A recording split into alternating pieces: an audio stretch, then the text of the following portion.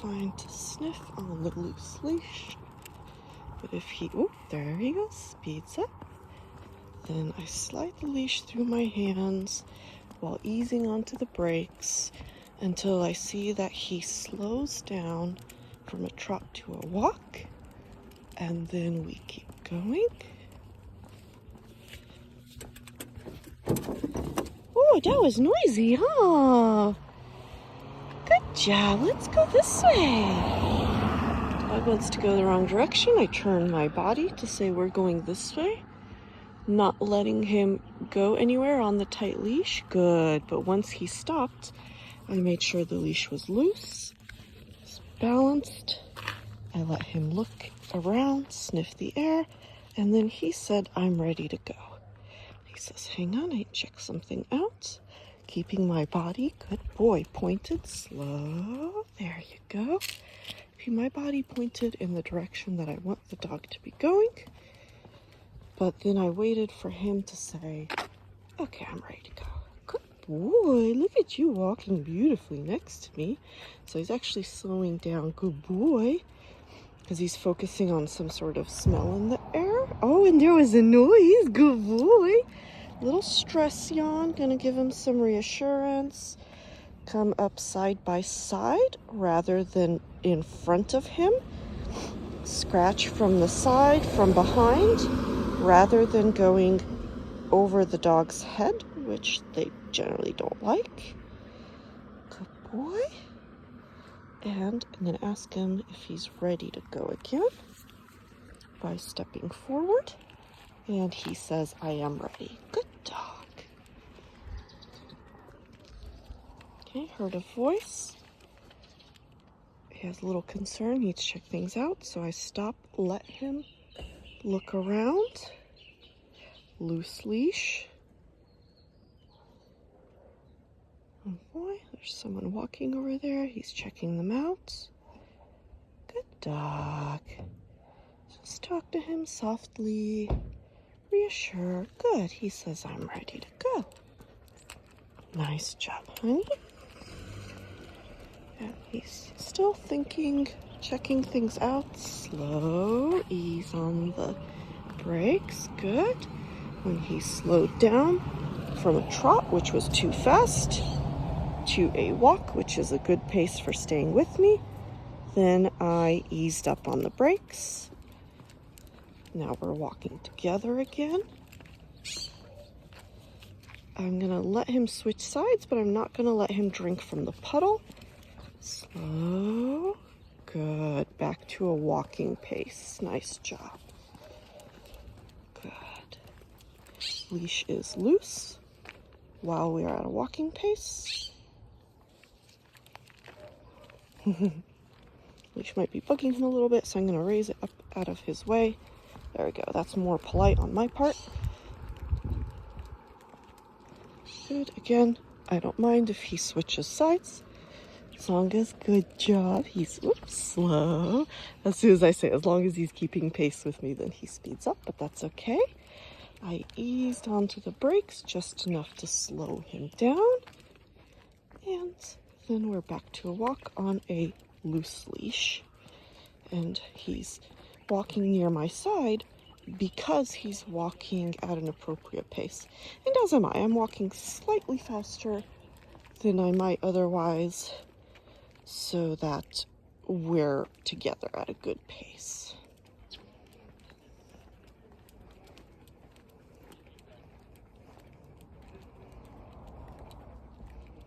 And here's voices, so he's slowing down, looking around, sniffing to figure it out. I'm not gonna let him go into the street, so ease onto the brake enough to bring him to a full stop. And then I let him look around and sniff until he feels that he's ready to move on. And their leash stopped him from trying to cross the street, but then it's loose again. I have just an inch of slack so that if he tries to go into the street, the leash won't let him, but I'm not constantly holding him on a tight leash. And he sat down to communicate, I want to be here a little while, I'm not ready to move on. And I'm gonna let him do that unless I have a specific reason to make him move along. I'm turning my body in the direction I want to be going. I can ask him if he's ready to move on by stepping forward. And he said, I'm not ready yet, because he didn't go with me. So I'll take a step back, give him more time.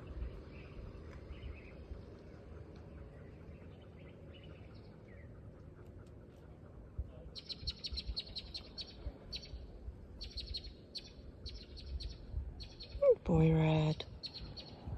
Oh, you're doing good with those people over there. It's kind of a lot, huh? A lot of people going over and back. There's a car coming. Good. Good boy. And he says he's ready to move on. Excellent.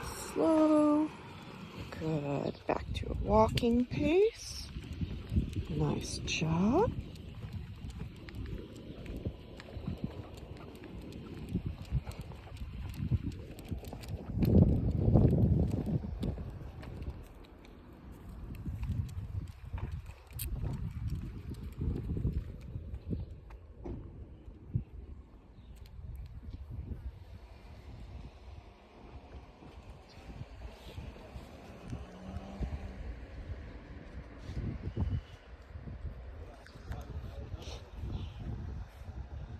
Letting him sniff here as long as he's not, trying to eat something gross.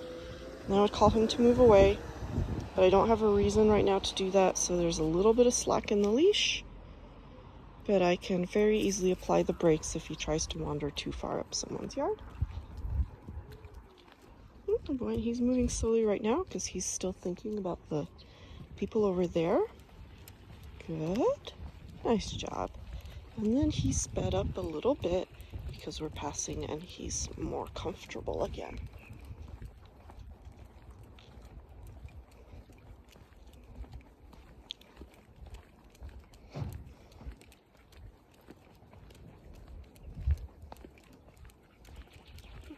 Easy.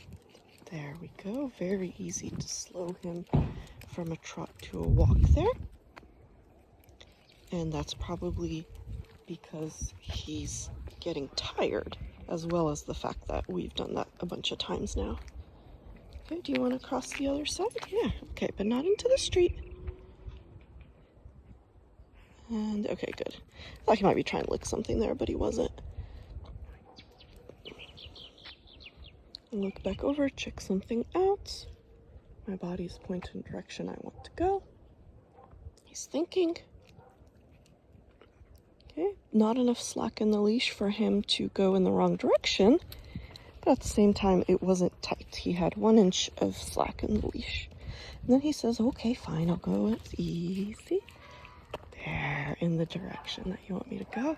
Oh my goodness, so much happening. Good boy. So let's cross the street. So I'm going to slow him to a full stop.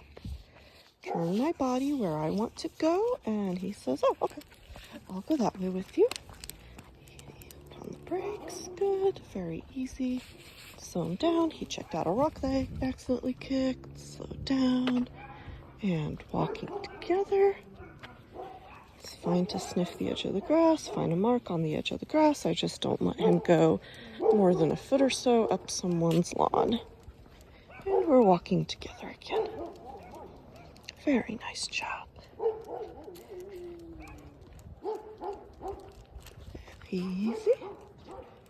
Good. Very easy there to slow him from a trot to a walk. It was predictable that he was going to do that, because we had just shifted from where there was grass to where there was just a long driveway, or a wide driveway. So he sped up because he wanted to get to the next patch of shrubbery to sniff. So that was really predictable, and you can be prepared for that. And then he had sped up again as we approached the next piece of shrubbery, which is again predictable. So, oh, good boy. My goodness, that's a loud dog, huh? Good boy. You can see how his tail's kind of high and still. Easy. Good. There we go. Good boy. But he was able to move on pretty quickly once he assessed that he's safe. So that was nice. So right now there's just pavement on our left. He's probably going to speed up as we approach the next patch of grass. So I am ready to slow him down if he does speed up toward it. Oh, and this time you didn't. Good boy. Oh, there he goes. Slow. Very good.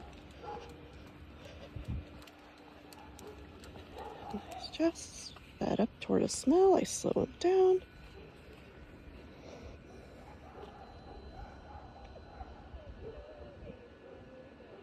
There's a dog over there that whined at seeing us. Got Red's attention. Oh, and he used to hoof, which is a sign of increasing arousal. So I might need to help him turn away because that dog is, off leash and moving towards us. Red. Yeah, good boy. And I'm gonna speed my pace, which tells him he can speed up his pace. Very good boy. He says, I like trotting. That's what I've been trying to do this whole time, you silly human. Good boy. Good job. Good boy. As we get to the corner, I'm going to slow down and then slow. Good. Barely any leash pressure, and he immediately slowed down. Okay, now I stopped. I want him to pause as well. Can assess that it's safe. And he did go a little farther than I would like there. Normally I would try not to let him step forward into the street there. But I was distracted by trying to aim my phone at the same time as look around. Slow him down. Good. Nice job, buddy. That was very good. And if earlier when I had wanted to move him away from the dog, I'd called his name and he hadn't responded, I would have stepped closer, more into his line of sight, like that. And then if he still hadn't come with me, I could use a treat magnet for a dog that's very food motivated, or for a dog that's not. You can do a, what's it called, mind pulling to get the dog's attention, which is where you would normally use 2 hands running down like that. It applies very light pressure, and as you do it with 2 hands a few times in a row, it can really get the dog's attention.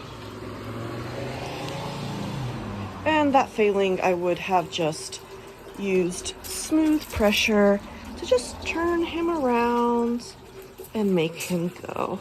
Yeah, good boy. Lovely. Sorry for the traffic noise. But there I used just the least amount of pressure I could while getting the dog to follow me in that turn.